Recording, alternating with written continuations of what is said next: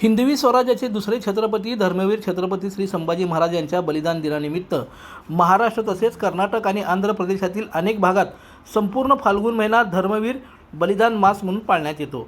यानिमित्त रविवारी श्री शिवप्रतिष्ठान हिंदुस्थानच्या वतीने 211 धारकऱ्यांनी गणपती घाटावर सामूहिक मुंडन करून धर्मवीर छत्रपती श्री संभाजी महाराजांना अभिवादन केले। सोलापूर शहरातील 117, दक्षिण सोलापूर तालुक्यातील 52 तर उत्तर सोलापूर तालुक्यातील 42 जणांनी सामूहिक मुंडन केले। तसेच जिल्ह्यातील विविध तालुक्यातील धारकऱ्यांनी धर्मवीर बलिदान मासानिमित्त मोठ्या संख्येने मुंडन केले।